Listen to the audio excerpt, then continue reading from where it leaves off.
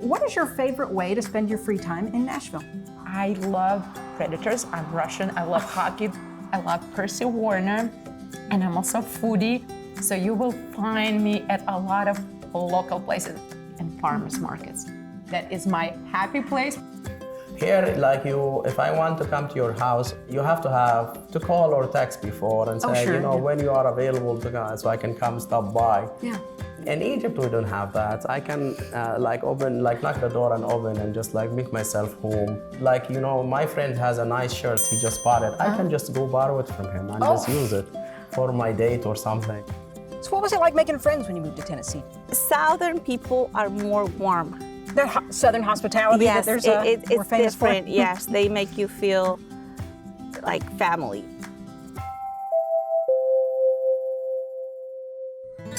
Next Door Neighbors is made possible by the support of the Nissan Foundation. Hi, I'm Meg, your host for this edition of Next Door Neighbors. Together, we're going to explore the little things that stood out to folks when they first moved to Nashville from another country. In this episode, I talk with three fascinating individuals, and we begin our journey with Marietta Velikova. Marietta moved to the U.S. from Surgut, a Russian city in western Siberia. With a taste for locally grown food, fine arts, and the great outdoors, this Belmont professor of economics has done the math, and she's discovered that Nashville is a great place to enjoy many of her favorite things in life. One random thing I wanted to ask you about. My mother went to Russia in the 90s, and she went to the ballet. And she was so surprised because she saw people getting up out of their seats and cheering and treating it like she would have seen people at a football game, getting very emotional. So how important are the arts and in Russia? What have you noticed? I would say the arts, and even you, like you said, even I'm an economics professor, but I love art exhibits. Yeah. It's art is so important to Russian people because art has always been, if you look at our history, right, we have always been repressed. Doesn't matter which medium of art, but it was a way for people to express themselves, right? That was the only area where maybe they felt somewhat free. And I think that's why there is such a strong connection between art and people, because it's not just for, higher income people to enjoy as a luxury, but it was a connection for all the people of how we all felt. There is still that very strong connection to art, even despite the sanctions and the tragedy of war, that for people still art is that way to forget about so many sad things and so many tragic things. So there's still a very strong connection and appreciation of art. I'm sure we might get comments about, why are you talking about Russia right now? And people have a lot of feelings about, political side of things and war. Is there anything you say to our viewers about what you've been feeling? I will just say, we as people, right, we don't have any influence over the political decisions of our leaders. And what I would say that the decisions by political leaders, they don't determine who people are. And that is something I will say. I know that I think because of this conflict, there is now, I think, just a very understandable emotional response when you say anything Russian. We have negative associations or we have sad emotions. People of Russia, they're just like people of any nation and any state and any country. They are beautiful people, just like us. One thing that you mentioned to me a while back was this difference related to birthdays. Could you tell us a little bit about that? So, if you are invited to a birthday party here, so the expectation is that people who are invited are going to treat the birthday person, right? Whether it's a meal, multiple shots, a glass of wine, whatnot, right? In Russia, if I'm going to invite a group of friends for my birthday, so most people still prefer to invite to their home. So there will be a table full of different dishes and a lot of food, and there will be toast. But if I'm to invite you to, let's say, a restaurant, right? So then I will be responsible to pick up the bill for the table. Everybody. For everybody. So and that's do you keep your birthday invitation list small then, or not necessarily? Depends on your budget. Depends on your budget. Okay. So, but then what happens, people who come, they know that they don't have to pay for a meal. So they will bring really nice gifts. And then I will treat everyone because it basically, thank you for honoring me with your presence, and I am welcoming you, and I want to share this meal in honor of my birthday with my friends. Oh, okay. I love that. Well, and so here we have some tea I thought we might try today that I picked up at a local market. With a meal, in the US we have ice water. Is that traditional in Russia, or would you maybe have tea more? Because I know you said tea was kind of a... So we drink a room temperature water. Okay. We do not drink ice water. And my friends always tease me, right? Because when they bring water, I'll be always the one, can I have water with no ice, please? Okay, yeah. Even I've been in the United States since 2002, but some things just do not change. So you're like, it's winter, what? Yeah, room temperature water. Okay. And then we love warm drinks, even maybe partially because where I'm from, our winter is almost like from October to April, so it's a very cold and long winter. So the first thing they say Russian tea. So what is a Russian tea from English tea? Yeah. So English tea will be with milk. Russian tea is going to be with lemons and honey. And we have some honey. So we do have lemons as well. We just forgot to cut them. So, but we do have real Russian honey. I actually brought it from home. It's very solid, yeah. And this is what it looks like. It is a very solid, unfiltered Russian honey that we will take. Can we? Yes. We're just gonna dig. Okay. Yes, and then just take as look at much this. as you would like and put some in your cup, and that is the traditional way to. It's a Russian way of drinking tea. Yeah, is this honey like and lemon. a crazy amount, or is that all right? That's perfect. That is perfect. And so that's kind of the Russian way, because we believe lemons is vitamin C, natural immune booster. Yeah. And honey is good for everything. great properties. Like it's just good for everything. Honey's so underrated. People need to talk about honey more. So that's the Russian way. And then even in addition to lemon and honey, we'll always serve something. It can be Russian chocolates, it can be Russian cakes, it can be Russian cookies. So today we have chocolate waffle cake. It's got some hazelnuts, it's got some chocolate, it's got some waffle. Okay, well, Megan, I want you to try it and tell me what you think about it. I like it. Like it? It's not peanut too butter, sweet. right? It's got like a little bit of peanuts there as well. I feel like this is similar to some sweets that I've seen in the U.S. too. So this is pretty, an American palate. I feel like this is right at home in the pantry. I like that. The last question I had for you today is, what is your favorite way to spend your free time in Nashville? For time in Nashville, okay. So I live not too far away from Belcourt Theater. Okay. I love Belcourt Theater. I love Ryman Auditorium. Oh, it's iconic. So iconic and unique. I love Predators. I'm Russian. I love hockey. I love Percy Warner. And I'm also a foodie. So you will find me at a lot of local places and farmers markets. I love farmers market. My favorite is Saturday Richland Farmers Market on Charlotte by the library. Oh, I love it. That is my happy place. It's been such a treat to get to sit down and have tea and sweet with you and just hear about your experiences in Nashville and Russian culture. So thank you for taking the time. I just want to say thank you for giving this opportunity to share some things about my culture and also share things that I absolutely love about Nashville, because Nashville does feel like home. You know, I have like kind of lost between the two homes, like that is home and this is home, so they're both homes. Yeah. So thank you for this opportunity to share something about my culture. You know, after talking with Marietta and sampling Russian tea and sweets, it really got me thinking about lunch. So I decided to visit Rajab Rishwan. Rajab is a Nashville chef and business owner who's originally from Suhaj, Egypt. In his free time, you can find him reading, taking a walk, and even farming. Today, we're at his space, King Tut's, which is a food truck and patio. I thought I might start out by asking you about your experience bringing traditional Egyptian cuisine to Nashville. What opportunities and challenges did you find? When we came to Nashville here, it was a challenge for us, even people warning me in the East Coast. No one is gonna know your food or even eat it. So it was really hard to introduce people to falafel. So it was like a challenge to tell them what is falafel is. Yeah. Until my wife just tells them it's a hush puppy. It's Mediterranean hush puppy. Mediterranean hush puppy. So I mentioned it to the customer. What is this falafel? Oh, it's Mediterranean hush puppies. So they got it and they got it and they were like, okay. Oh yeah, let me try that. Yeah. And it works. It works. And that's one of your most popular menu items, right? Yes, Would you one say? of our most popular items in the menu. Okay. Can I try one of these Please, Egyptian hush please. puppies? Falafel? Please help I've been yourself. looking at it. It's been calling my name.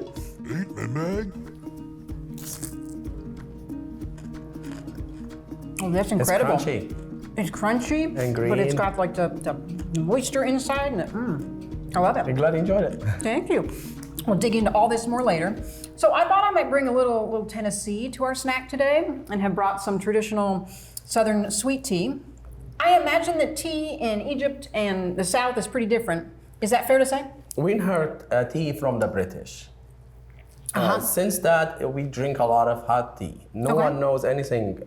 Like growing up, I don't think so anyone drinking iced tea. And you mention iced tea where I grew up, I think people will laugh on you or make fun of you. Really? Or you think you're joking with them.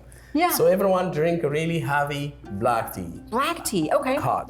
So I came here to the US, and when I came with my wife to Nashville, they took me to some restaurants, and what shocked me is like the amount of iced tea they drink. Yeah. And every restaurant has like a big glass of water. Oh yeah, on the big table. ice water comes with your meal free. Also fruity iced tea. That was Oh, the something for me. fruits, okay. Yes, for me is Like a peach sweet tea or something? Yes, like I can't tell anyone in Egypt like mix fruit with tea. They like, Yeah. what are you talking about? Do you think it would be successful or would it Mostly just be like weird? they drink tea with lemon when they feel like Oh, okay. having a cold. Have a cold. But if you mention them, like have it with each or like orange or like like all the fruits tea they use here, I don't think they will do it. No. Oh, that's so funny. It's a big no. Well, what time do people have meals in Egypt? Is it about the same as here or different? They like on depends where Okay. each region. So like the south, like small towns, they grow up like they woke up early, they sleep early. Like in the small villages, people just like stay talking or visit or watch the TV until like maximum 9 o'clock. Okay. And then everyone sleeps, so they woke up 5 o'clock in the morning to start their day. So these people they eat their breakfast early and then they eat lunch by like 11:30, 12, Oh. and by kinda 4 like here. o'clock. Yeah. 4 o'clock they're done with their dinner or 5 o'clock. And in Cairo or big cities is a difference. Cairo, you have your dinner after 2 o'clock in the morning. 2 o'clock in the morning That's exactly. for dinner. Yes. People stay late and That's the end of dinner or the beginning of dinner? No, the end of dinner. The end- oh, okay. Yeah, so they eat their dinner between like midnight until 10 o'clock until like 2 or 3 o'clock in the morning. Wow. There's also another thing is different between here and Egypt. In Egypt, when I took my kids to Cairo, they thought everyone is fighting in the restaurant. Oh, why? She said, why they're fighting? I told her, no, honey, they're just talking. Because they're loud. Yeah. Like when you're talking in like in a coffee house, talking about politics or a sports team, competition, my team. So you think like if you are walking in the street, you think these people are in fight. That's just the speaking level. That's It's just a little higher. the speaking level of their volume is really high. Here it's That's too good. quiet. Too quiet. Too quiet. Like I'm not in a library. What is going on here? It's exactly. It sounds like a library in the restaurant. That's funny. Okay. Especially when you go to like a fine dine restaurant. It's so quiet and just like I felt like I'm feeling asleep. Okay, that's such an interesting difference. So food's one way that people connect, but I just wonder, are there other differences related to the way that people connect or hang out or even greetings that you notice? Yeah, here is like in Egypt, if you are in a restaurant or a coffee house, you can talk. You easily get to know who's next to you, the table next to you, and you might become friends. And you might end up, you're not paying for your food, they might offer you the food. That's They're very really nice. into each other. When I was teenager, like me and my friends, we like take the transportation, the public transportation. My friends can sit in my lab, I sit in their lab. Great fingers together, walk in the street, holding hands, or just. That's just like a traditional way to be we walking just together? like that. Okay. Yeah. Like when I first came to New York and I was coming out of the subway from Penn Station in 7th Avenue, and there's a guy walking next to me like the opposite direction for this escalator, and I was smiling and he turned back and he told me, "Hey, I'm not gay." And you're like, what? Me So either? what? What? Me neither. So what's the problem with smiling to each other? So there's one thing, here in the U.S. Different cues that people for a maybe man pick up. from a different culture, it's easy to have a girlfriends than having a guy friends. Oh. It's really you have to get to know the person really well. before they can open up. You thought it was a little bit harder to make guy friends then? Just people are a little bit less open to making new friends? It's a lot of work. Interesting. It's a lot of work. What other little differences have you noticed related to maybe customs or just the way you hang out with friends or family? Is there anything else? Yeah, there's a few differences between here and there. Here, like if I want to come to your house or to my family, like in general, like a family house, it's you have to call or text before and say, when you are available to come, so I can come stop by. Yeah. In Egypt, we don't have that. I can knock the door and open and just like make myself home, but not with the strangers, like people like part of your family. Or friends really, too, though, or just friends as well. Friends as well, as I can come to your house and just like open the fridge and whatever's there I can eat. When I was growing up with my friends, my friend has a nice shirt he just bought it. I can just go borrow it from him and just use it for my date or something. Yeah, that's really making yourself at home. Okay. A nice shoes, the same thing. I don't have money and he's asleep. I can just like try to wake him up. If he's not, I just like check his wallet and get whatever I want. And I can tell him that, I took 10 Egyptian pound or 20 for my going out today. Sounds like people are really just generous then. We call every mom is our mom. So my friend's mom is my mom. So we have really good open relationship for like being a family all together. Yeah, your friends sound like family then. Yes. I wanted to ask you, so say that it's Monday, your day off. What do you like to do just here in Nashville or in Tennessee in general with your free time? Walking outdoor or hiking or gardening, farming, it's really my favorite. Nashville, Tennessee has in general good places to go visit. So like Swanee, the Rock Island. In Nashville here, there's like Percy Warner's. Percy Warner's? Oh. Yeah, that is a nice place too. I like going there because also it's like I can spot owls and the deer. Oh yeah, we do have a lot of deer in Tennessee. I saw the deer, like these things I saw in the zoo in Egypt. I never saw something. Oh, and now they're just, they're out quite a bit. Or wild turkey like running around. Wild turkey. Remember, I came from the desert. So we don't have any trees. We have plum tree. That's the only one we have, or farms. But here is, for me, it's like a forest. Something is really good to enjoy. We'll have to check out your recommended spots. I love to hike too. And I feel like we really need to dig into this, so we should wrap up our... Please, please help yourself.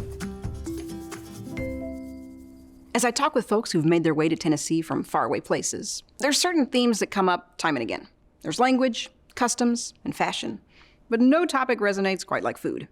For our final segment, I'd like you to meet Susie Vera. I've experienced only a fraction of her cooking, but it took just one bite to fall in love. Born in Ciudad Hidalgo, Michoacan, Mexico, Susie brings not only her culinary zeal, but also her zest for life to Nashville. Together with her husband, artist Jose Vera, as well as her children and grandchildren, she makes the most of all Tennessee has to offer, including our state parks, diverse music, and yes, traditional Southern cuisine. So I wanted to kick us off talking about food. And what you thought about the food in the U.S. when you moved here from Mexico? So I got in this country when I was about, 9 years old. Yeah. And my father brought me to Chicago. So being from the country and then moving to Chicago at that age, it was an experience. Not a very pleasant experience. It was kind of a dramatic, I would say, because I was used to having home-cooked meals. Yeah. Everything that we ate, it was homegrown. So it was more, organic. Got to Chicago. I didn't like the tortillas that they had. I don't like the way they make the Mexican food. Definitely American food. I tried hamburgers. Yeah. I was like, I don't know about the hamburgers. I mean, I was not very... Because they're so different. It was different. So my father, lucky me, he was a sous chef in an Italian restaurant. Ooh. So he was like, okay, let's try this. I'm going to start you with Italian food. And that, I definitely love it. Okay, and you still like Italian food? Yes, I do. I cook a lot of Italian food. I should have brought some of the Italian foods because my kids, we have plenty. Yeah, I know. But my kids love. I learned how to make lasagna. Okay. Manicotti. I know how to make tiramisu. Tiramisu, I learned how to make it when I was 13. Yeah, you can cook so many things. And I also wanted to ask you about just that experience of moving from just small town, a ranch, like you said, to a big city like Chicago. What was that like at that age? How was the transition? It was, like I say, it was a very, I would say, traumatic. Kind of traumatic? Because one, I didn't know the English. So I had to Okay. learn English. Yeah. That was one thing. So I would go into the classroom, everybody was talking, I couldn't understand anything. But I didn't want to stay back and not know. So I started taking my personal English lessons. I bought me a dictionary, and remember that I bought me my dictionary. That's how you started, just with a dictionary? A dictionary. And I used to listen to songs, and I used to write the songs, translate the songs, the ones that I like, put them in English, and then translate them to Spanish. So That's such a good way to do it. Yes. Who were your favorite artists at the time? Mariah Carey, definitely. She's on my top list. Whitney Houston. Okay. Boys to Men. Love it. Definitely. And Celine Dion. And that's how I started learning English. And I think it took me about a year. Okay. I was young. That's and when pretty you're quick. young, you're sponge, right? Just you're like a absorbing. little sponge. And you had told me something a while back about your style and how it was a little different maybe than the kids there, and how you just got comfortable with yourself. Could you just share a little bit about that process? In Mexico, I'm used to wearing boots. As you can see, I'm always wearing boots. Because you're on the farm, so you wear boots. So I will wear skirts and boots, or I had my own way of dressing. And kids would be like, why would you dress like that? You know, because at that time, in the 90s, the girls, they would dress up and they will like put their hair, a lot of hairspray and makeup and mini skirts. Jean on jean. And I don't wear mini skirts up to date. I just don't wear mini skirts for some reason. I'm weird like that. And they used to pick on me, and they were like, "Why do you dress like that?" I mean, I'm like, this is how I like it. I mean, are you buying my clothes? You buy my clothes. So you've always had your own kind of unique, defined style, and Jose does too. So yes, I love that about you. Yeah, it's so crazy because when we go out, we get ready. He's like, "How does this look?" And I'm like, "Yeah, no, I don't think that fits you." He's like, "Okay," and then I'd be like, "How does this look? The red shoes, these shoes." So we just we have like a kind of competition. He's like, "I'm gonna look better than you do." I'm like, "You're not gonna look better than I do." But it's crazy. But we get along fine. I think we're a perfect match because we both like to cook. We both like to dress up. We both like to dance. We both like almost the similar things. Like this is our hangout place. As you can see, this is your house. Gorgeous, so colorful and vibrant. We have our friends. They come over. So many talented friends. They come. They sing on stage, and then I cook for them. So what was it like making friends when you moved to Tennessee? Did you find it easier being older and just kind of adjusting? Yes, I think Tennessee, it's more friendly than being up in north. Yes. Southern people are more warm. Their Southern hospitality yes, that it's we're famous different. for? Yes, they make you feel like family. When I came to Tennessee was in year 2007. And then this place where I work, it was mostly older people. Yeah. And it was easy for me to make friends. Tennessee, I definitely love it. Yeah, I don't think, sometimes I talk to my husband like, oh, what if we move somewhere else? I'm like, no, I like it here. I mean, Tennessee, I like the falls. I go to the parks. My kids, they know we have an experience. There's so many falls that we have been through. I think if I would have moved from Mexico at the beginning, from Tennessee, I would not have the same transition. Would have been easier? It would be easier because the Southern, it's more similar to what I was raised. In what way? You just heard the rooster just next door. We did just hear a rooster, indeed. So it's very similar. In Chicago, is ambulances, fire trucks, airplanes, sure. Police. Yeah, it's just noisy with cars and trucks, and this is peaceful. So I came here. What did you like about it? The food. The food? Oh, we should talk about the food. I did know that you like grits, so we have some shrimp and grits we're going to try. Fruit tea as well. We got some peach tea here. Love. So the food, the Southern food, that I really, really, really like. The grits is one of my favorites. There's a place, but I love the chicken, the fried chicken. Ooh, definitely. the spicy or? The spicy. Hot chicken? Okay. Yeah, the fried chicken, the spicy one. They have the sweet potato, the patties, the sweet potato. That's really, really good. Agreed. The greens. Because the collard greens? Yeah, collard greens, because in Mexico we have something called quelites. So it looks like they're kind of the same. Okay. So that's why I like it a lot. More similarities than I would have. Yeah, really thought. the meatloaf, love their meatloaf. Next time you go there, you try the meatloaf. To H&T's, I need to try the meatloaf there? Well, speaking of food, my tummy has a grumbling. Can we try some of this? Yeah, definitely. Let's go ahead. Let's and have try. some of this chicharrón. So this my is the favorite in the chicharrón. whole world. I'm not even just saying that because Susie's here. This is actually We bought the pork belly yesterday. We were making it, so it's fresh. looks amazing. And then we'll get some of our southern grits over here. I got this. Shrimp and grits. Yeah, this is really good. Give me a little scoop there. And then I made tamales for extra. You want to try a tamal? Should we try a tamale? Yeah. Let's do. Or we could split one. Let's see. Aha. I'm digging in. I'm And going. then So good. Yeah. I don't know what kind of magic you put in here, but just the spice level, and it just melts in your mouth. I'm in love. Yeah. try the tamal. Okay. This is not spicy. Yeah, and the masa, like you were saying, is also just really great. And they go well together because if you're getting a little spice kick here, you can cool it down here. Okay. And now let's see if the grits is a weird combination or if we approve of it. A little Southern fusion. Oh, they're really good too. H&T's coming through for us. Oh, yes, You were they are. correct. Okay. And then we're going to have a little swig of our peach tea. I love the grits. Yeah, I think this Mexican Southern fusion is approved, at least on my end. What are your thoughts? Yeah? Definitely. Good. Definitely. While we may discuss culture shocks and different ways of doing or seeing things, at its core, Next Door Neighbors The Little Things emphasizes similarities across cultures and humanity. If you enjoyed this show and would like to see more, you can watch the entire Next Door Neighbors series on the PBS app. Until next time.